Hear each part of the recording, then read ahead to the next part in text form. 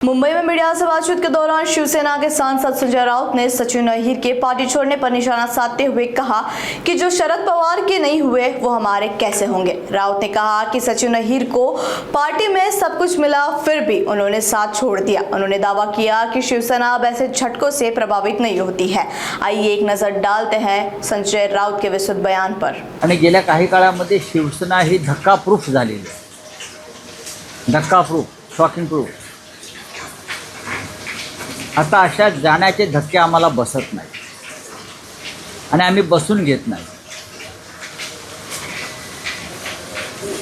सचिन अहिर हे आदित्य ठाकरे यांचे अत्यंत जवळचे सहकारी होते, अत्यंत जवळचे सहकारी। म्हणजे काल आपण आदित्य ठाकरे यांचं वक्तव्य ऐकलं असेल। म्हणजे सचिन अहिर हे सांगू शकत नाहीत की मला कोणी भेटत नव्हतं,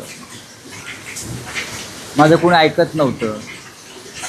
आदित्य ठाकरे आणि सचिन अहिर रोजच भेटत होते, उद्धव साहेब त्यांना भेटत होते।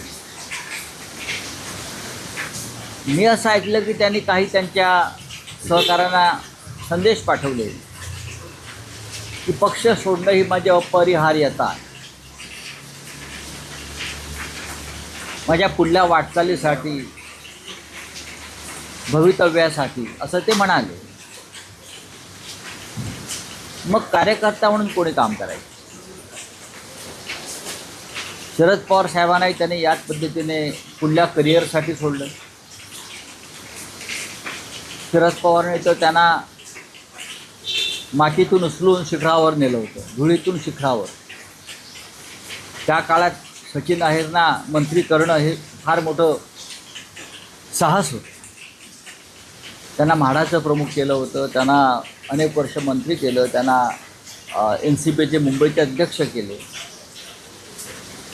आणि अचानक ते शरद पवार आणि त्यांच्या सगळ्या कुटुंबाला बेसावध ठेवून ते शिवसेनेमध्ये आहे।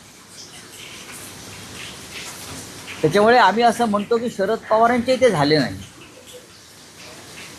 त्याच्यामुळे ते आमचे कसे होतील हा माझ्या मनात काय प्रश्न। तरी पण त्यांचे माझे अत्यंत जिव्हाळ्याचे संबंध राहिले। हे मूळ शिवसैनिक कोणी नाही,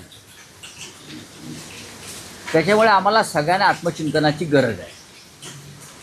जे का सुनील शिंदे बोलले ते बरोबर आहे, आम्हाला सगळ्यांना आत्मचिंतनाची गरज आहे।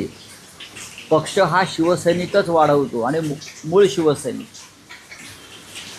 बाकी सगळी वाऱ्यावरची वरात असते, येतात जातात।